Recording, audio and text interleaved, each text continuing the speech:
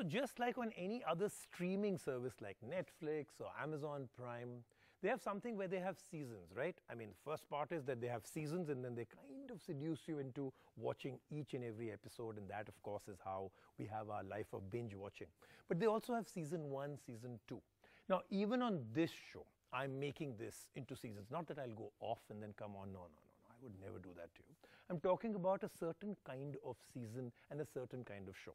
Last year, just before Diwali started, we started having something called Chappad Phadke shows, CPK shows. So this is season 2 of that, because the season is exactly that. I mean, every day there is something so massive happening in the market that everything changes. I'll give you examples, okay? Oppo K1. Priced at 16,990, AMOLED display, in-display fingerprint scanner, dual camera at the back, their dewdrop design, a front camera at 25 megapixel, and let me tell you the price again, 16,990. Do you know how much the competition must be nervous right now?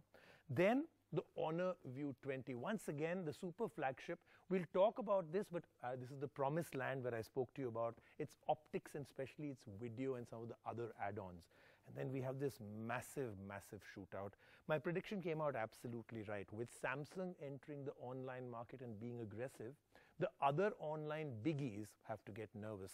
Xiaomi reacted very quickly. They actually dropped the price massively on this, the Note 6 Pro, and it's exactly priced now the same as the Samsung M20. That's a big deal. But which one is better? That and a whole lot more on the show today. An aggressive price, in-display fingerprint scanner and an AMOLED screen. Is this Oppo K1 the new phone that will take over the under 20k segment? We find out. We put the mammoth 48 megapixel camera on the Honor View 20 to test and even check out some of its less known camera features. Samsung has made the under 15k king Xiaomi sit up and take notice with their Galaxy M20. So we put the rivals together in the ultimate comparison. Samsung Galaxy M20 versus Xiaomi's Redmi Note 6 Pro. We'll see who walks away with this crown. Apple's iPad turns 9 this week, and we see the ways in which it transformed the market and our lives since its inception in 2010. So obviously, if it's CPK, then even the news must be Chappad Phadke. Let's take a look at all the news coming in from the world of mobiles. Popular messaging service WhatsApp has added a new feature to its hat. It has introduced Touch ID and Face ID to open the app on a user's phone. This will prevent someone from taking a user's phone and reading messages. WhatsApp has introduced this feature on the latest update of the app on iOS for now, and will soon bring this to Android phones as well. The feature can be found in the WhatsApp settings of a user's iPhone under Privacy. It remains to be seen if WhatsApp will use the biometric data to start payment authentication once they officially launch WhatsApp Pay in India. Apps like Google Pay already support Touch and Face ID to authenticate payments made through the app. Let's start off with this one. This is the Oppo K1. And the K series, of course, for Oppo, of course, the first one that they're taking out, seems like this is Oppo wanting to take on the online market. Now, a little bit of confusion out here because this is Oppo, and then there is, of course, Realme, which is their sub-brand. They do say that they are completely separate divisions now. And this almost proves it, because this is incredible. This is purely an online phone in the ultimate way. So I'm going to very quickly take you through some of my first impressions, and we'll do a detailed story on this. So let's start off from the back. That typical super premium Oppo gradient design on glass, with the fact that it's got 3D sculpting, so it looks very nice and thin, beautiful to hold in your hand. Second is the rim around the dual camera. They've gone gold, but it's that nice gold that makes it look super luxurious.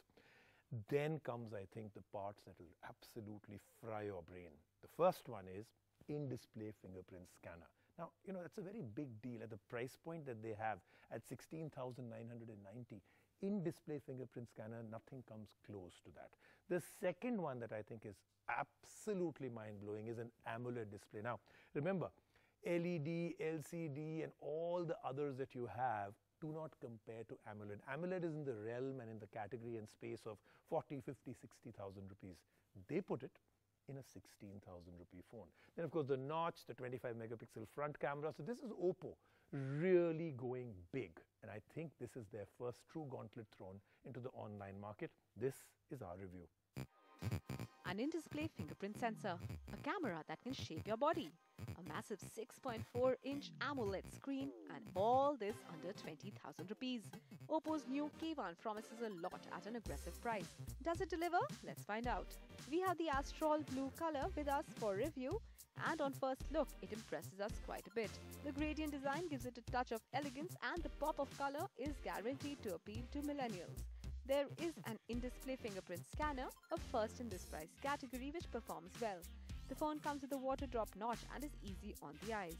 With a 6.41-inch AMOLED Full HD Plus display with a screen resolution of 2340 by 1080 pixels, there is plenty of real estate on the phone to watch content. The Oppo K1 comes with Corning Gorilla Glass 5 protection, which gets a thumbs up from us. The massive screen is vivid even in daylight. Jaw-dropping camera specs are now a norm even in the sub-20K segment, and the K1 does not disappoint. It comes with a 25-megapixel front camera and is designed to win you over with its almost perfect selfies. We do feel that they are a bit too retouched, but that isn't a problem with most these days. The phone comes with a 16-megapixel plus 2-megapixel dual rear camera with AI prowess, capable of recognizing over 120 scenes, and it lives up to the claim.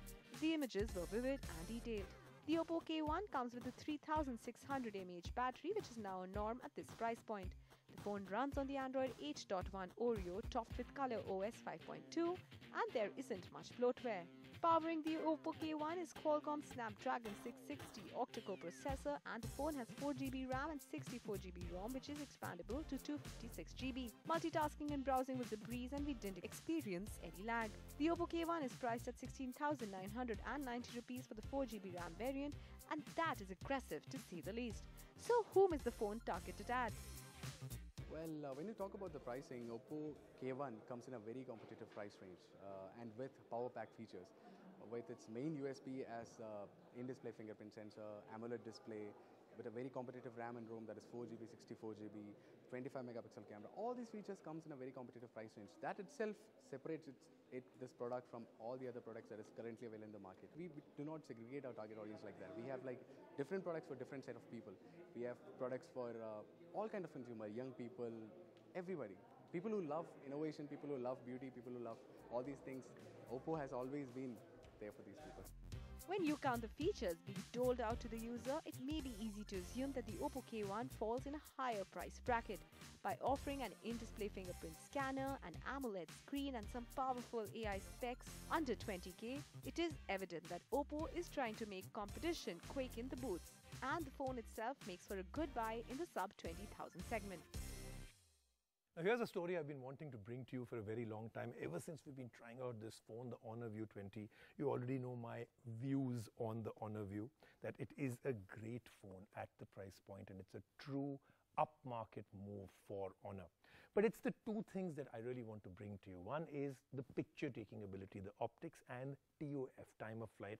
What is it, how does it help, and why is it so good in this one? And the other one is, I think, the big one that I really find very fun and interesting, and that is 3D shaping. Now, it works only in videos, and it can actually make you look slimmer in every frame of the video. So there is a lot of AI and a lot of good technology going into it. But how does it work? And does it really work well? Let's take a look. The Honor View 20 puts up quite a show with its shiny new features, but it is probably the performance of its camera that makes it behave like a top-end phone. The rear camera is a massive 48 megapixels coupled with Sony's IMX586 lens and a f1.8 aperture. And don't be fooled, this is not a dual lens setup. The secondary camera is actually a 3D time of flight sensor, or TOF, that transmits infrared to detect objects and depth. So we put the cameras to test to see if they live up to Honor's high claims. When we shot in bright daylight, the colors were very good. The pictures were not overly saturated and the colors were real. There is an AI mode on the phone that changes the settings of the camera suited to the surrounding. Honor claims this phone can detect over 1500 plus scenarios. And when we switched it on, it gave us decent shots detecting the environment. Again, the pictures in this mode were not artificially saturated, which we really like. Under resolution and settings, one can choose from various megapixel settings.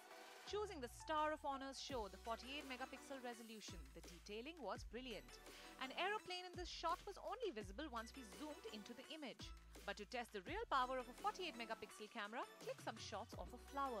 And then once zoomed in, since it is a 48 pixel lens, the pixels were very clear even when we zoomed into the pistil of the flower. This is the ultra clarity mode that is meant for daylight and still shots. The camera also does well in low light circumstances with the f1.8 aperture. There is a night mode and the image was not pixelated or grainy. There is minimal noise in the photos that we clicked on this mode. The secondary TOF sensor really comes into its own in portrait shots.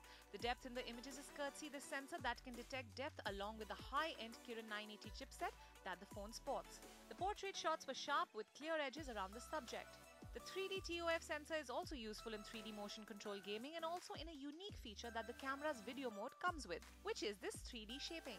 Once increased, the feature claims to make a person look leaner by overall slimming down the arms and legs of a person. We're not fans of tech companies taking beauty into their own hands, but it is a less known feature that comes in this phone.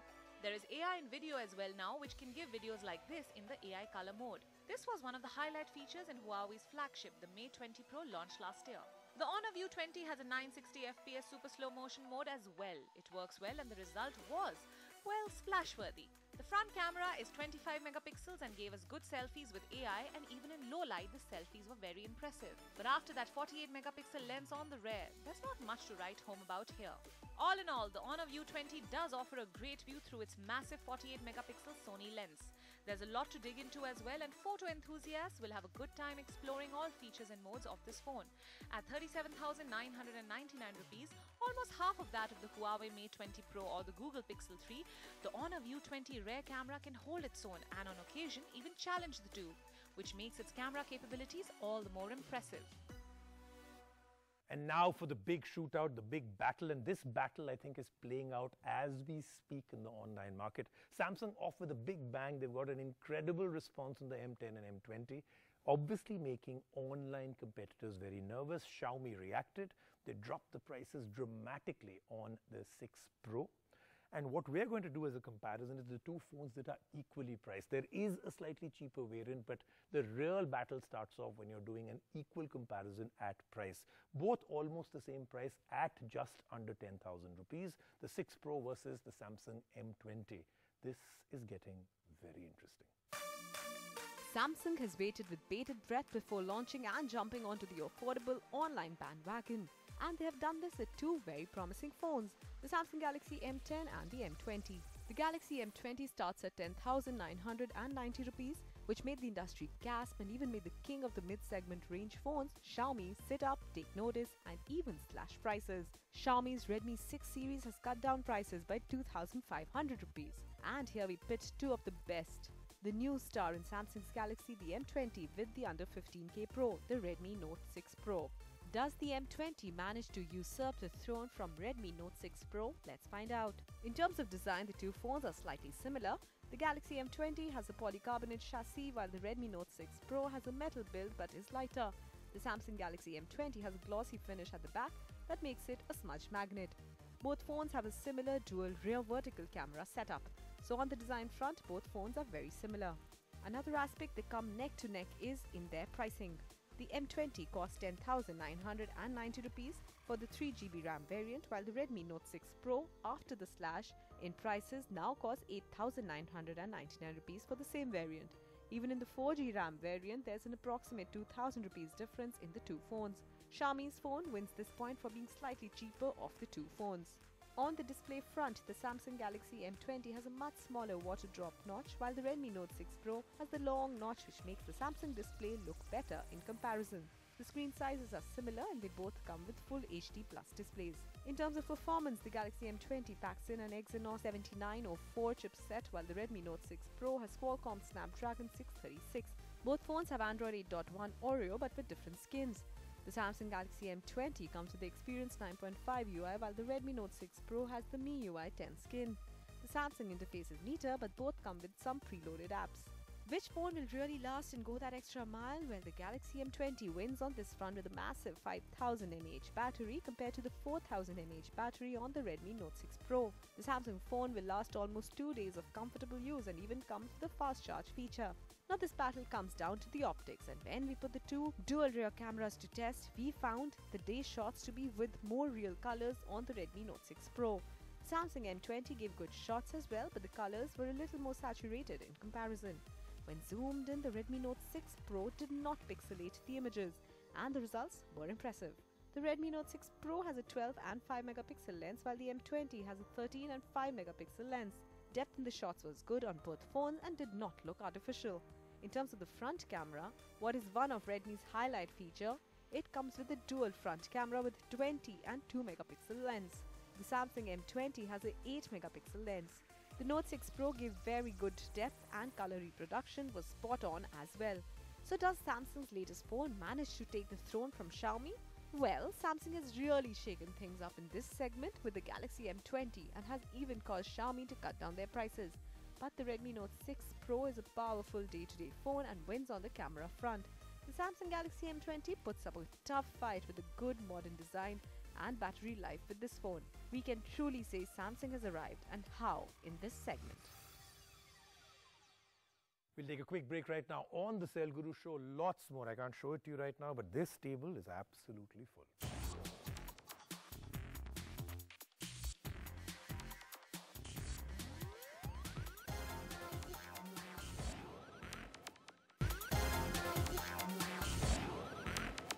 And now time to tell you that something again has its birthday happening, and that is the iPad. 9 years back it got launched. It's the 9th anniversary for a device that changed the world dramatically. So here are 9 ways we think the iPad and the coming of a device in category like this changed our lives and the world. A shiny slab of aluminium came into our lives in 2010 and made us believe that spending lots of money on a tablet was not only a need but an aspiration. The hype and buzz around the Apple iPad launch was unprecedented. 9 years later, the tablet now looks sleeker, thinner and is almost an arm candy. While iPad sales have undergone their share of ups and downs over the last few years, here are 9 ways in which this gadget changed our lives. Design. Forget the bulk and weight of laptops and magazines that we lugged around, because the iPad was nothing like we had seen before. It looked premium and sleek. One word, iCloud. The development of iCloud was a big reason for the iPad's success. This tab had more storage than the iPhone and you could save photos and music with ease. The Apple ecosystem let you move from the iPhone to iMac to iPad without any glitches and helped you network and get work done. Apps and more apps. We love using photo editing apps, browsing social media and a lot more on a dreary commute to work on the iPad. If you're one of those who likes to keep up with people on Instagram and Snapchat, the iPad gives you enough real estate in terms of screen to browse through beauty, lifestyle and travel at leisure. For all those in need for some order in their lives, the iPad came as a blessing. From email, calendar to contacts, the iPad apps were more than functional. Reading books is more than just a pleasant experience on the iPad because you've got a problem of plenty. You can use Kindle apps if you have a Kindle library, drag them to iTunes and even put them in iBooks. The interface doesn't leave much room for complaints. Gaming apps on the iPhone cannot rival the experience on the iPad, be it for those who like the simplicity of Candy Crush Saga or the adventures of Alto's Odyssey. So yes, gaming became quite an adrenaline-rich experience on the iPad. Need a scanner on the go? The iPad's camera works pretty well and proves handy when you need to scan documents and email them right away. Apps like Cam Scanner and Scanner Pro work well on the iPad. The new iPad shoots in HD and it's no wonder that our digital devices have replaced the old school camcorder. And you can even churn out great edited videos with apps like iMovie. And lastly, shall we say bye-bye laptop? Well, some definitely did. While workhorses prefer the functionality of laptops, the iPad for many has replaced the desktop or laptop, at least for creating and consuming everyday content. Designers too love the tools at their disposal and love sketching with great detail using the Apple Pencil. Yes, the iPad is becoming quite an expensive proposition, with the new iPad Pro being priced well over $1 lakh. Then again, that's another way in which the iPad changed our lives, by making us believe we need to spend that kind of money on a gadget. Well, remember, I've already announced it. We've started with season 2 of the CPK themed series on Sale Guru. That's Chappad Phad Ke. Watch what I do next week.